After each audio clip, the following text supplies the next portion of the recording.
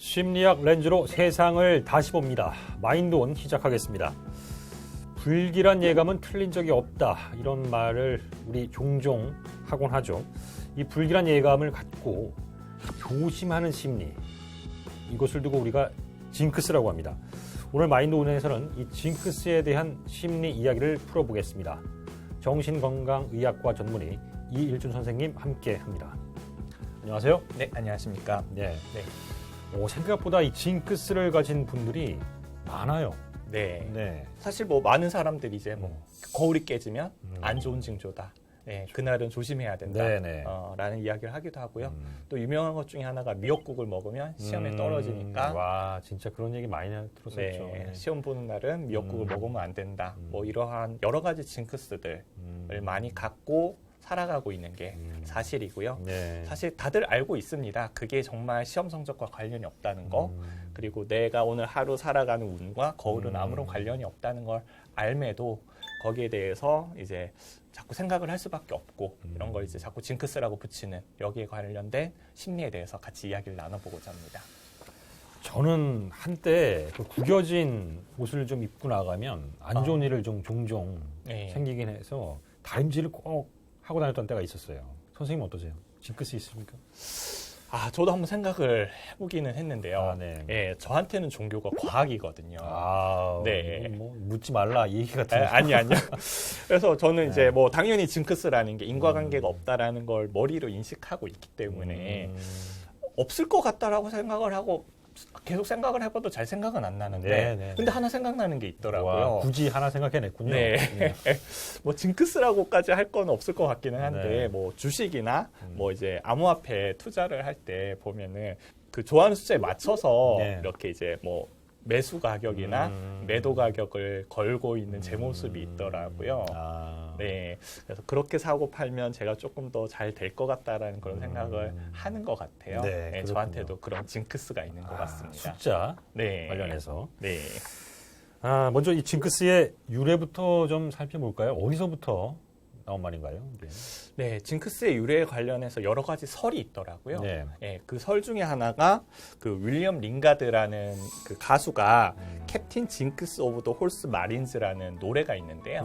그 노래에는 이제 기병대장 징크스가 나오는데 이 기병대장 징크스가 나팔 소리 때문에 병이 나고 말에 올라가는데 막 모자가 발판에 떨어지고 그런 불길한 일들이 계속된다라는 내용의 그런 노래인데 여기서부터 이제 징크스라는 말이 유래됐다라는 설이 하나 있고요. 또 다른 설은 고대 그리스에서 마술에 쓰던 딱따구리 일종인 개미잡이라는 새 이름에서 유래됐다. 이 두 가지 설이 있다라고 알고 있습니다. 그렇군요. 네.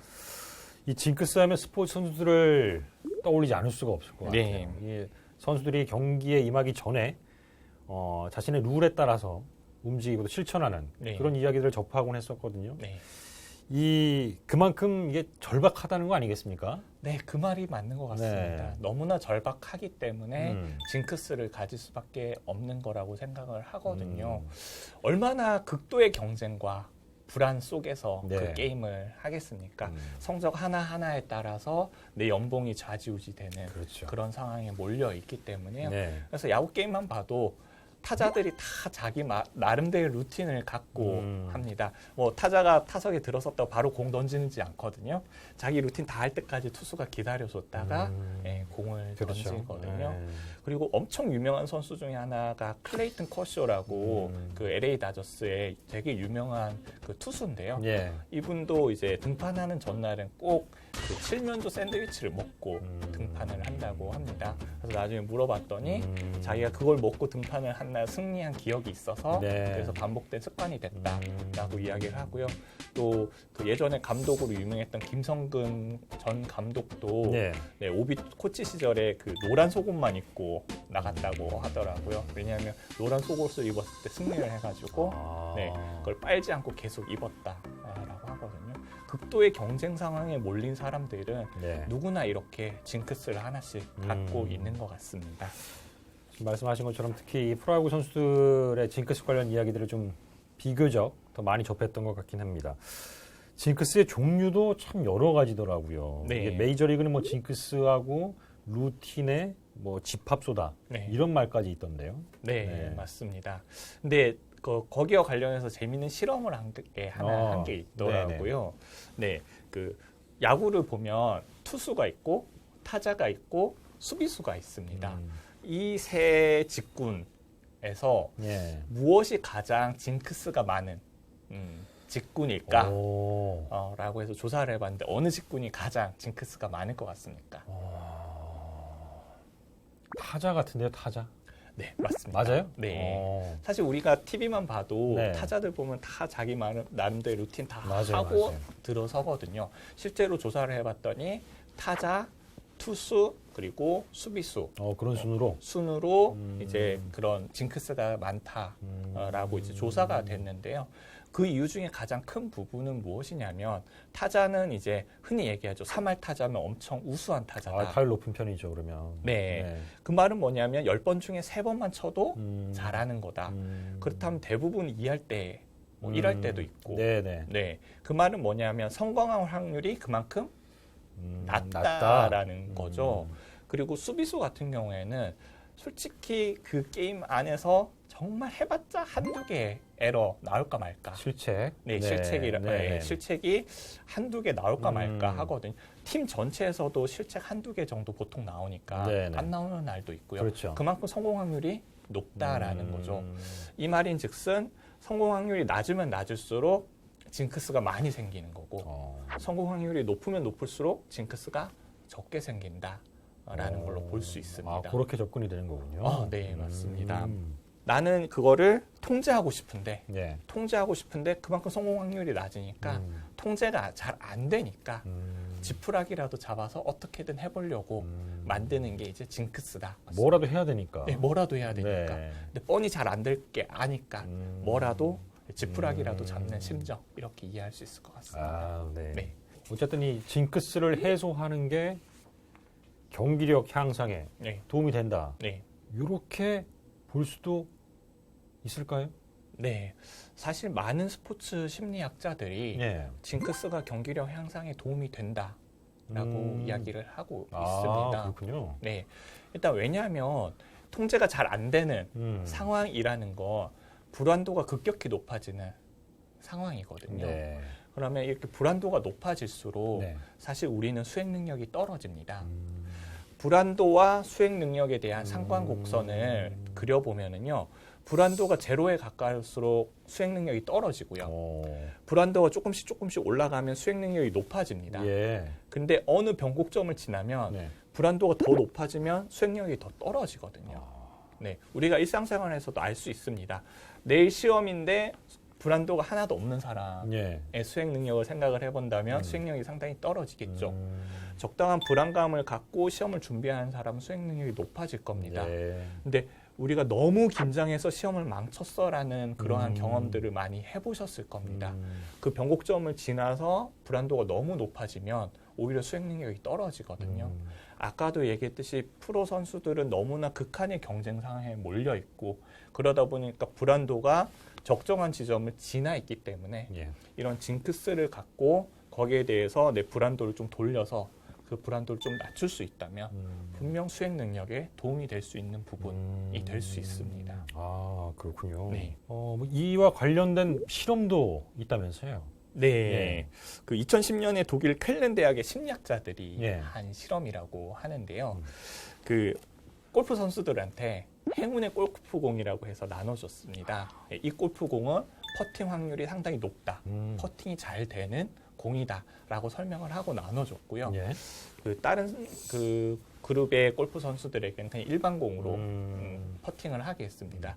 그래서 했더니 신기하게도 그렇게 행운의 골프공이라고 설명을 하고 나눠준 그룹이 그렇지 않은 그룹에 비해서 훨씬 퍼팅 확률이 높았다고 하더라고요. 사람은 그런 믿음, 실제 인과관계는 없지만 그 믿음을 가짐으로써 불안도를 좀 낮추고 안정된 상황에서 어떤 수행을 할 수 있게 도와주는 분명히 수단이 될 수 있습니다. 뭔가 조금이라도 비빌 언덕이 돼주는 거군요. 그러니까. 네, 좋은 표현인 것 같습니다. 의지가 되고. 네, 맞습니다. 결국은 징크스란 뭐냐라고 하면 통제력을 갖고자 하는 거거든요. 통제력을. 네. 근데 사실 뭘 통제하느냐라고 했을 때 우리가 뭐 프로 선수들 보면 뭐 3할 타자라고 해서 항상 3할 치는 게 아니거든요. 네. 이 기복이 있습니다. 네. 잘 될 때가 있고 잘 안 될 때가 있고 이 기복이 있기 때문에 그러니까 이제 징크스라는 건 내가 잘 됐을 때의 경험 요거를 외부의 어떤 물건에다가 투영을 한 다음에 아 내가 요걸 통제하면 이 통제까지도 가져올 수 있지 않을까라는 그 믿음에 잡고 있는 하나의 지푸라기 네, 이렇게 볼 수 있을 것 같습니다. 이게 참 반대로 말이죠. 네. 이런 징크스 해서 그러니까 뭔가 기댈 그런 조건이 없으면 네. 경기력이나 생활력이 저하될 수도 있다. 네. 이렇게도 볼 수 있겠네요. 네. 왜냐하면 분명히 도움이 되는 건 사실이지만 이게 어그러질 수 있는 가능성이 분명히 존재를 하거든요. 나는 특정 어떤 노래만 들어야 이 노래를 들어야 잘할 수 있다라는 징크스를 갖고 있는데 갑자기 기계가 망가져서 음악이 안 들려. 네. 이러면 그날의 경기를 완전히 망칠 수도 있는 거고요. 외부의 무언가에다가 통제를 둔 건데 그게 망가질 가능성도 분명히 있고요. 그러네요. 또 사실 우리가 알고 있습니다. 그 징크스와 실제 결과 사이에 인과관계가 없다는 거. 분명히 난 그 징크스를 다 했는데 잘 안 되는 경험들이 또 쌓일 수가 있습니다. 예. 그러면 이 징크스와 결과 사이의 상관관계가 끊어지면서 네네. 또 내 수행 능력을 망칠 수도 있는 거거든요. 그렇기 때문에 분명히 안정감에 도움이 되는 지점이 있긴 하지만 거기에만 너무 매달리게 되면 부진에 빠졌을 때 이거 징크스 때문이야. 내가 열심히 안 해서가 아니라 이거 징크스 때문이야. 핑계 변명. 핑계 변명이 될 수도 있는 부분이라서요. 징크스와 결과 사이에 인과관계가 없다라는 것도 인식을 하고 있는 건 전 중요한 부분이라고 생각을 합니다. 자, 징크스 우리 일상생활에서는 어떤 것들이라고 좀 짚어볼 수 있을까요? 네, 일상생활에서도 뭐 이런 징크스들이 있는데요. 내가 세차만 하면 비가 온다. 네. 네. 네. 그리고 너무 와닿네. 또 내가 생중계 경기만 보면 내가 응원하는 팀이 진다. 그래서 저 야구장을 가지 못했잖아요. 아, 그러셨군요. 네. 하도 친구들이 넌 안 된다. 네. 이런 징크스들이 아마 뭐 지금 시청자분들도 많이 공감을 하실 텐데요. 사실 우리가 이성적으로 따져보면 내가 그 경기를 보는 거와 실제 내가 응원하는 팀이 잘하는 거에는 아무런 인과관계가 없거든요. 네네. 그리고 내가 세차를 하는 거와 날씨가 어떤지에 대한 아무런 인과관계가 그렇죠. 없거든요. 네. 그러면 우리는 왜 이런 징크스가 생기냐라고 했을 때 분명 세상은 나의 세차 여부와 상관없이 비가 오기도 하고 해가 나기도 하고 흐리기도 하고 날씨들이 바뀌어 왔을 겁니다. 근데 우리는 내가 세차하고 나서 날씨가 쨍했을 때는 별로 기억하지 않는 겁니다. 네. 근데 내가 세차했는데 비가 오면 너무 안타깝잖아요. 그 세차비를 날린 것 같은 그 마음에 네. 선택적으로 기억을 하는 겁니다.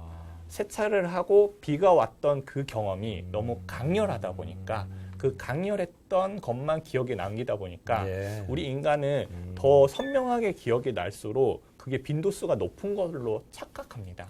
네, 그러다 보니까 내가 세차만 하면 비가 온다라고 착각을 하는 거지 절대 세상의 날씨는 나의 세차 여부와 상관없이 일어난다. 그렇군요. 네. 일반화의 오류가 네, 그렇죠. 주로 뭐 좀 얘기가 될 수도 있는. 네, 과잉 일반화죠. 네.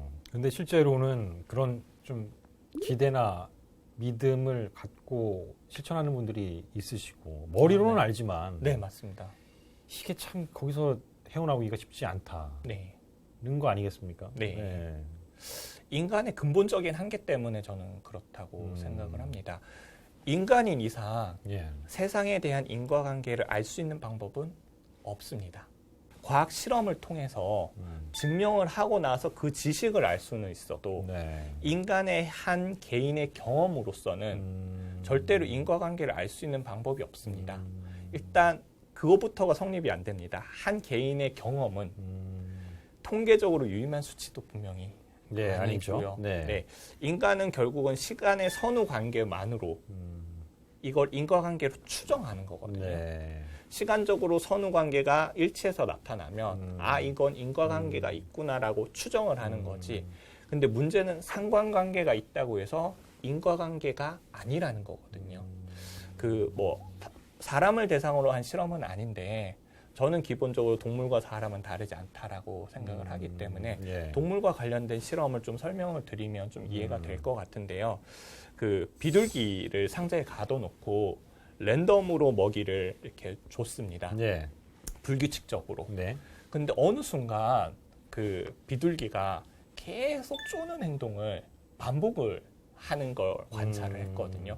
왜 그런지 봤더니 분명히 먹이는 랜덤으로 나오는데 얘가 어느 순간 쪼는 행동을 했는데 먹이가 나온 겁니다.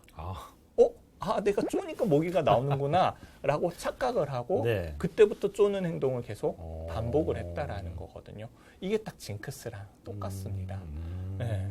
사실 내가 뭐 노란 팬티를 입든 그 칠면조 샌드위치를 먹든 네. 이거와 상관없이 게임의 결과가 나왔고 거기에 대한 인과관계가 없는데 어느 날 칠면조 샌드위치를 먹고 경기를 갔더니 경기가 잘 풀렸어. 내가 칠면조 샌드위치를 먹었기 때문에 경기가 잘 되는구나 하고 상관관계를 인과관계로 착각을 해서 징크스를 만드는 거거든요. 비둘기와 다르지 않는 인간의 모습이라고 볼 수 있습니다. 우리는 절대로 인과관계를 실험으로 증명하지 않은 이상은 네. 알 수가 없고요. 근데 그 상관관계를 인과관계라고 착각하면서 네. 살아가고 있다라는 걸 좀 인식할 필요는 좀 있다라고 생각합니다. 참 이게 알면서도 말이죠. 알면서도 맞습니다. 이런 또 말씀을 해주셔야 되는 상황이 네. 되는 거죠. 네, 맞습니다. 이 심리학에서 쓰는 뭐 징크스 관련 용어가 따로 있는 건가요? 네. 뭐 아까 말씀드렸듯이 네. 그 인과관계가 없는 그냥 상관관계로 일어난 두 사건에다가 인과관계를 부여해가지고 해석하는 걸 아포페니아 라는 용어로 이야기를 하고 있습니다. 네. 그러니까 서로 좀 무관한 현상이라든가 어떤 사건의 그런 의미나 규칙, 연관성을 찾아내고 또 믿는 현상을 아포페니아 네. 이렇게 기억을 해보면 되겠군요. 네, 맞습니다.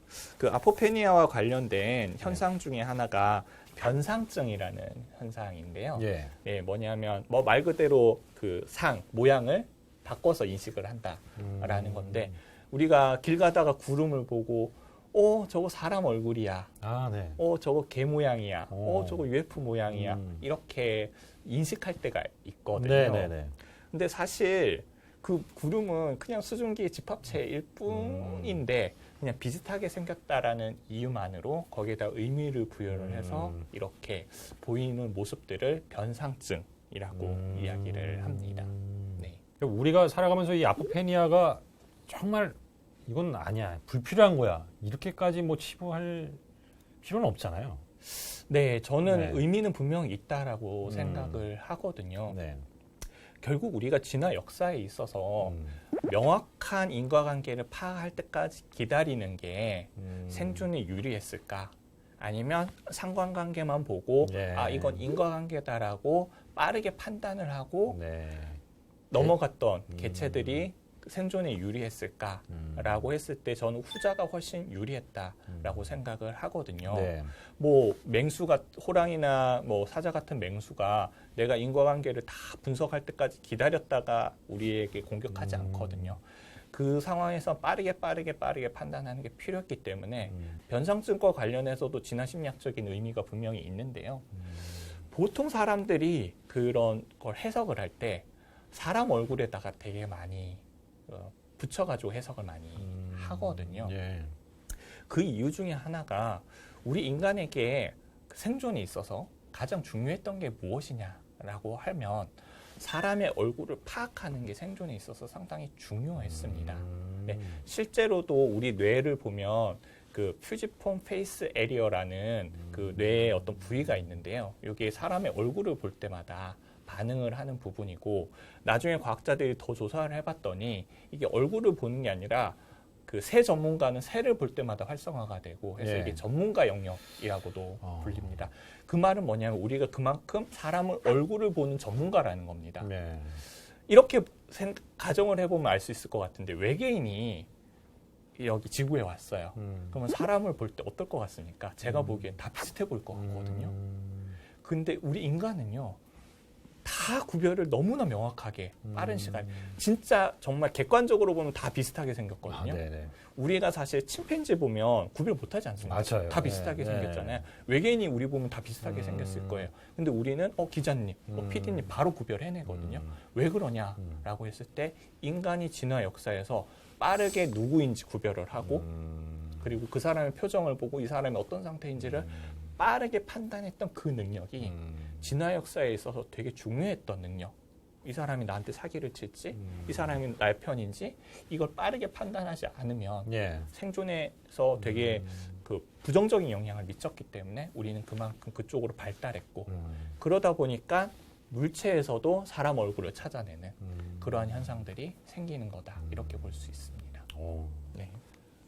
이 징크스가 마음을 그나마 좀 녹일 수 있게 해주는 면도 있지만 어쨌든 이 징크스에 얽매여 있어서는 안 된다라고 말씀을 아까 해주셨는데 그러려면 이걸 깨고 그 안에 길들여지지 않기 위한 노력도 필요할 것이고 또 그러자면 방법이 있어야 될 텐데 관련해서 좀 해주실 말씀이 있을까요? 저는 인과관계가 무엇인지를 한번 다시 들여다보자라는 말씀을 드리고 싶습니다. 내가 수행을 잘하게 하는 인과관계는 뭘까요? 결국은 내 안에 있거든요.